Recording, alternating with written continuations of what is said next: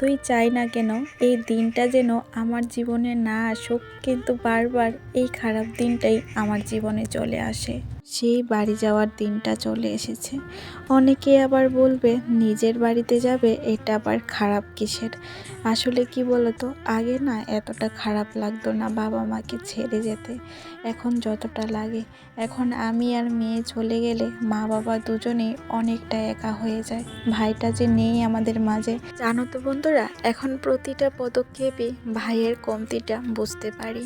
তো সকাল সকাল মা আর আমি কিন্তু এই যে দরজার সামনে কয়েকটা বস্তার মধ্যে মাটি দিয়ে বস্তাগুলিকে ভরে সিঁড়ির মতো বানিয়ে দিয়েছি, কারণ কয়েকদিন বাদেই তো ভাইয়ের শ্রাদ্ধের অনুষ্ঠান আসছে। আর এদিকটা দিয়ে উঠতে নামতে না অনেকটাই কষ্ট হয়। আজ তো চলে যাব বাড়িতে, তাই ভাবলাম চলো মা মেয়ে দুজনেই এই কাজটা করে নিই। আর মা একা তো করতেও পারবে না। আর এদিকে আমি বাসনগুলি ধুচ্ছিলাম, আমার দিদন এসে প্রেসক্রিপশনটা দেখাচ্ছিল। দিদন ডাক্তারের কাছে যাবে, খুব অসুস্থ হয়ে গেছে। তো দেখাচ্ছিল আর কি, কত তারিখ দেখাচ্ছিল, ডেট আছে কি না, ওইগুলি আর কি আমি বলে দিচ্ছিলাম প্রেসক্রিপশনটা দেখে।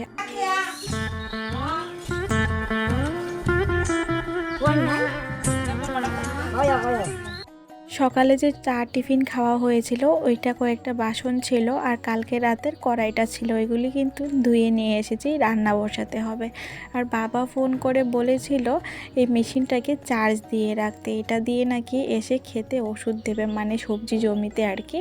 তাই কিন্তু এখানে আসলাম চার্জে বসাতে, বুঝতেই পারছিলাম না যে কিভাবে দিলে চার্জ হয়। তারপর আবার মামিকে এনে দেখালাম, তো বলছিল যে চার্জ হচ্ছে। তো ওইদিকে তো মোটামুটি বাসন ধোয়া আমার হয়ে গেছে, ফিল্টারটায় জল দেওয়া হয়নি। প্রত্যেক দিন সকালবেলায় কিন্তু আমি মনে করে ফিল্টারটায় 2 বালতি জল দিয়ে দিই, তাহলে কিন্তু সারাদিন বেশ ভালোই চলে। হ্যাঁ জানি এগুলি মার কাজ, কিন্তু এখন মা এরকম পরিস্থিতিতে আছে যে কখন কি করছে নিজেই জানে না। তাই আমি নিজের দায়িত্ব নিয়ে সংসারটাকে একটু গুছিয়ে দেওয়ার চেষ্টা করছি। জানি আমি বিকেলেই বাড়িতে চলে যাব, তারপরও আমি যতটুক পারবো ততটুক মার কাজগুলি এগিয়ে দিয়ে যাব, কারণ মার এখনই কিছুই মনে থাকে না, আর কষ্ট করে করবে, শরীরটাও খুব খারাপ। তাই আমি যতটুক পারি একটু করে দিয়ে যাব। তারপর তো আমি চলে গেলে একাই মা একাই করতে হবে যতটুক পারে বা কষ্ট করে।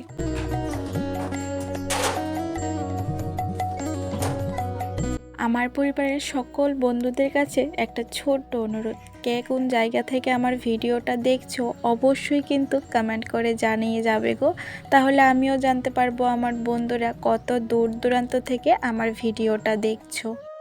জানুয়ারির 17 তারিখ শুক্রবার, ওই দিনটা না যতই ভুলে যাওয়ার চেষ্টা করি জানি না কেন বারবার মনে পড়ে। আর আমি যতদিন বেঁচে থাকবো ততদিন মনে হয় না এই দিনটা ভুলতে পারবো, আর আমি ততদিনই তোমাদের সাথে শেয়ার করব। এই কথাগুলি যদি তোমাদের ভালো নাও লাগে তারপর আমি কথাগুলি বলবো, কারণ একটা মানুষ বেঁচে থাকতে হলে আগে তার মনটাকে হালকা করতে হয়।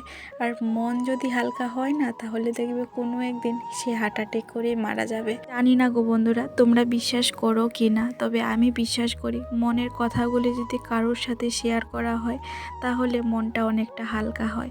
তাই আমি প্রত্যেক দিন না হোক কয়েকদিন বাদে বাদে হলেও আমার এই কথাগুলি তোমাদের সাথে শেয়ার করব।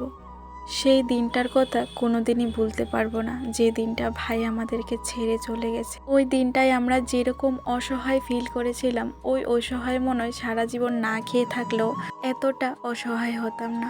শুক্রবার জানুয়ারি 17 তারিখ সারাটা দিন আমি আমার ভাইয়ের, ছোট্ট আদরের ভাইয়ের মৃত্যুর জন্য অপেক্ষা করছিলাম। আর আমার অভাগী বাবা মা তার একমাত্র সন্তানের মৃত্যুর অপেক্ষা করছিল। শুক্রবার নয়, বৃহস্পতিবার মানে জানুয়ারির 16 তারিখ রাতের বেলায় ডাক্তার বলে দিয়েছে আপনারা আপনাদের রুগীদের বাড়িতে নিয়ে যেতে পারেন। মৃত্যুর আগের দিন ডায়ালিসিস করার সময় এই কথাটা ডাক্তার বলেছিল। কি করবে বলো, ডাক্তারের তো কিছু করার নেই, এই অসুস্থতার কোনো ওষুধ নেই, চিকিৎসা নেই। তো শুক্রবার সেই সকাল থেকে রাত 10টা পর্যন্ত ডাক্তারের হাতে পায়ে ধরলাম, কিন্তু ডাক্তার কিছুই দিল না। শুধু শেষবারের মতো বলল, তোমরা যদি চাও তাহলে ডায়ালিসিস করতে পারো, কিন্তু ডায়ালিসিস করলে আধ ঘন্টাও মানুষটা থাকবে না, আর ডায়ালিসিস না করলে হয়তো এই দিনটা থাকবে, পরের দিন চলে যাবে। কিন্তু চোখের সামনে ভাইয়ের এতটা কষ্ট আর সহ্য করতে পারছিলাম না আমরা। সারাক্ষণ ভাই খালি বলছিল কয়টা বাজে কয়টা বাজে। জানি না কেন এই কথাটা বারবার বলছিল, খালি বলছিল এটা খাবে সেটা খাবে, মানে কত কি আবদার যে করছিল, সমস্ত কিছুই খাইয়ে দিতে পেরেছি, শুধু বিরিয়ানিটা আর গরুর দুধটা খাইয়ে দিতে পারিনি। এত আবদার ও মনে হয় 17 বছরে একবারও করেনি। তো আমরা ওর কষ্ট আর সহ্য করতে না পেরে ওর সামনে 5 মিনিট দাঁড়ানোর মতো কারোর ক্ষমতা নেই, ও এতটা ছটফট করছিল। তো সবাই মিলে ডিসিশন নিলাম যে না, ডায়ালিসিস করব। হয়তো ডায়ালিসিস করলে একটু ভালো হবে সেই আশায়, কিন্তু সেই আশাটাও শেষ হয়ে গেল। ডায়ালিসিস করে আসার আধ ঘন্টা পরই ভাইটা আমাদের ছেড়ে চলে গেল।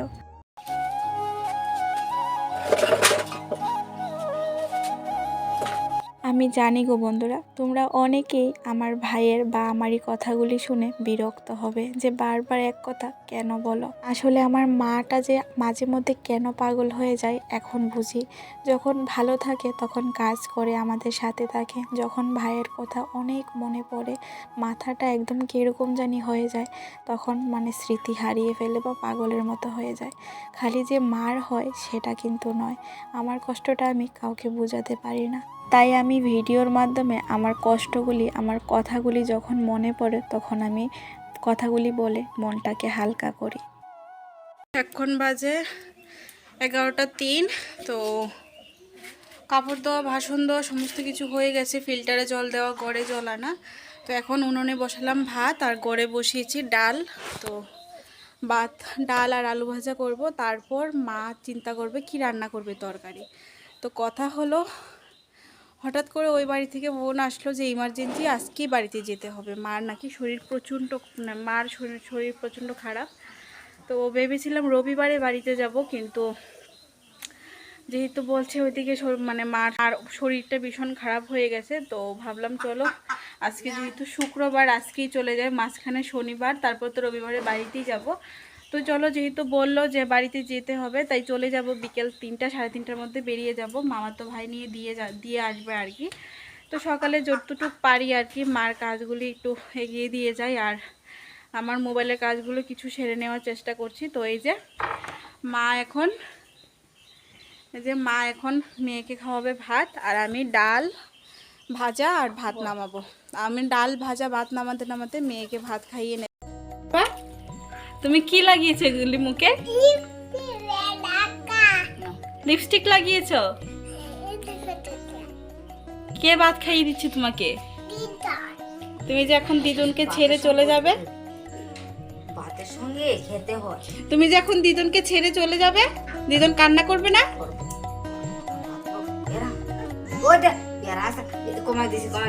তোমাদের সাথে কথা বলতে বলতে আমার কিন্তু অনেক কাজ করা হয়ে গেছে। ভাতের জলটাও গরম হয়ে গিয়েছিল, চাল দিয়ে চলে আসলাম ঘরে। মশার তো ভাই এসেছে। তোমাদের সঙ্গে কিন্তু রাতের বেলা বা সন্ধ্যের পর কোনো ভিডিও শেয়ার করি না, কারণ আমাদের ঘরেও কিন্তু লাইটের সমস্যা। 2টা রুম, শুধু একটা লাইট ছিল, অনেকটাই অন্ধকার অন্ধকার লাগতো। অনেক দিন ধরেই ভাবছিলাম ঘরে 2টা লাইট লাগাবো, তবে টাকার সমস্যার জন্য আর হচ্ছিল না। আজকে কিন্তু আর চিন্তা ভাবনা না করে ভাইকে দিয়ে 2টা লাইট আনালাম।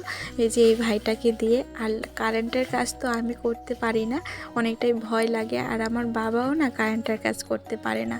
আমার ভাই খুব ভালো কারেন্টের কাজ করতে পারতো। এখন তো আর ভাই নেই, তাই মশাতো ভাইটাকে বললাম, ভাই তোর কাছে আমি টাকা দেবো, তুই 2টা লাইট কিনে এনে একটু লাগিয়ে দিবি। তো ভাই বললো ঠিক আছে বর্দি দে। তো ওই কিন্তু ভাই কিনে আনলো, এনে এখন লাইটগুলি লাগাচ্ছে। একটা ওই রুমে লাগাচ্ছে, আর একটা আমাদের রুমে, মানে ভাই যে রুমে থাকতো এই রুমে লাগাবে আর কি। অনেকটা সময় লাগবে, আমিও একটু সাথে ছিলাম। তারপর মা ডাকাডাকি করছিল ভাত খাওয়ার জন্য। ওই যে মেয়েটাকে বসিয়েছিল ভাত খেতে, এখনও কিন্তু খাওয়াচ্ছে। তো মা বলছিল আয় তোকেও একটুখানি খাইয়ে দিই।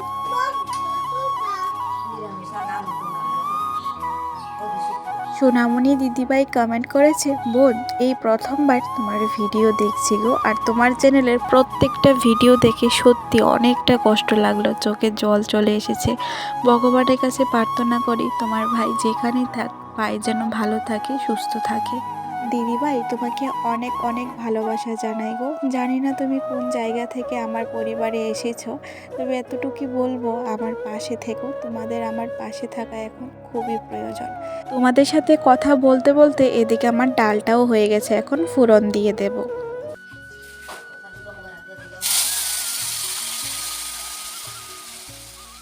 রান্নাটা দুই দিকেই বসিয়েছি, উনুনে ভাত বসিয়েছি আর গ্যাসের মধ্যে ডালটা আর কি, কারণ তাড়াতাড়ি করে সমস্ত কিছু রান্না করে তারপর রেডি হয়ে বেরিয়ে যেতে হবে ওই বাড়িতে। আর এখন যদি রান্নাটা না করি তাহলে কিন্তু আমি চলে গেলে মা রান্নাও করবে না, খাবেও না। তাই আমি কিন্তু থাকতে থাকতে রান্নাটা আমি করে রেখে যাব, সে সেদ্ধ ভাত হোক বা যা খুশি। এখন যে ডাল আর আলু ভাজাটা রান্না করছি এটা দিয়ে কিন্তু রাতের বেলা আর দুপুরবেলা বেশ ভালোই চলে যাবে। আর আমি সমস্ত কাজ সেরে এই বাড়ি থেকে বেরোতেও কিন্তু 3টা সাড়ে 3টা ওই বেজেই যাবে। এত দেরি করে যাওয়ার কারণ রিজার্ভ দিয়েছে বাবা, মানে রিজার্ভ গাড়ি দিয়ে যাব। তাই যদি 3 ঘন্টার জায়গায় 3.5 ঘন্টাও লাগে তাহলে আর সেরকম টেনশন নেই আর কি। সাথে যাবে আমার মামাতো ভাই, তো সেই জন্য কিন্তু আস্তে ধীরে সমস্ত কাজ করে বেরোবো।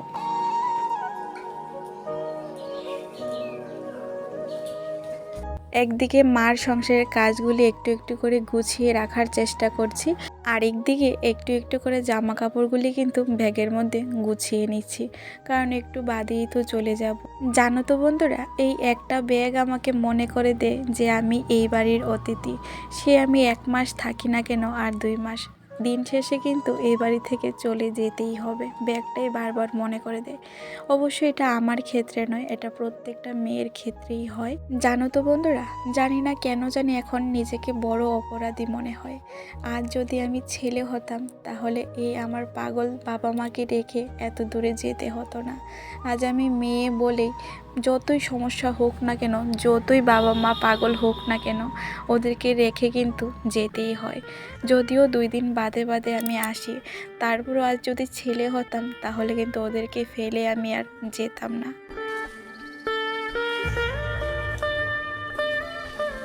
ওইদিকে ব্যাগপত্রগুলি গুছিয়ে আলু ভাজাটা কেটে বসিয়ে আসলাম। এদিকে মা দেখলাম একা একা সবজিগুলি আনছে। যতই বলছিলাম যে থাক সবজি নেব না, 2 দিন পরে তো আবার আসতেই হবে।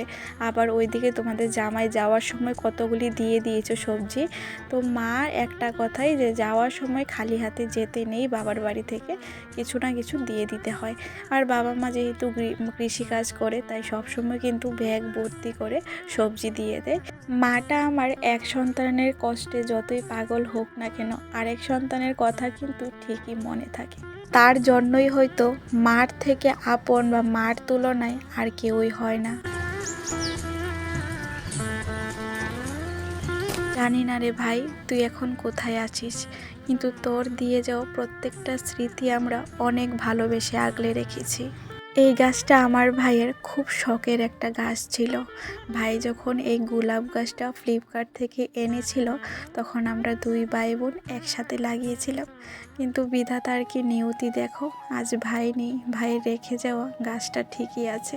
প্রত্যেক দিন মনে করে 2 বেলা জল দিই, তাই আজও কিন্তু সকালবেলা আর বিকেলবেলা জল দিয়ে দিয়েছি। এখনও আমি স্নান করিনি।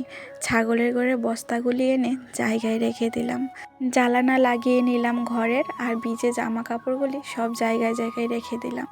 এত তাড়াতাড়ি ছাগলগুলি নিয়ে যাওয়ার একটাই কারণ, এত মেঘলা করেছে আকাশটা আর এত বাতাস দিচ্ছে, হয়তো বৃষ্টি আসবে।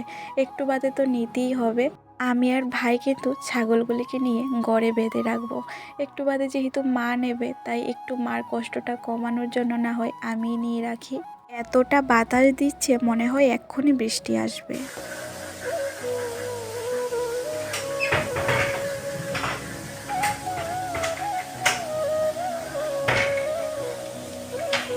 তোমরা অনেকেই কমেন্ট করেছো যে বিষাক্ত জিনিস খেলে কি আবার ডায়ালিসিস করা হয় নাকি। আমি আগে কোনোদিনও ডায়ালিসিস করার রোগীকে চোখের সামনে দেখিনি বা ডায়ালিসিস কিভাবে করে তাও জানি না, কিন্তু আমার ছোট্ট ভাইটা 2বার করে ডায়ালিসিস করেছে। নিজের চোখের সামনে বসে থেকে ভাইয়ের কষ্টটা দেখেছি। জানুয়ারির 16 তারিখ আর 17 তারিখ 2 দিন কন্টিনিউ ডায়ালিসিস করা হয়েছে। আর ডাক্তার বলেছিল যদি বাঁচিয়ে রাখতে চাও আর যতদিন বাঁচে ততদিন প্রত্যেক দিন ডায়ালিসিস করতে হবে, এটার কোনো চিকিৎসা বা ইঞ্জেকশন নেই। জানো তো বন্ধুরা, ঠাকুর যা করে হয়তো ভালোর জন্যই করে। 2বার ডায়ালিসিস করেছে, অনেক কষ্ট পেয়েছে। ঠাকুর হয়তো চায়নি ভাইটা আমার আর কষ্ট পাক, তার জন্য ঠাকুর ভাইটাকে ঠাকুরের কাছে নিয়ে নিয়েছে।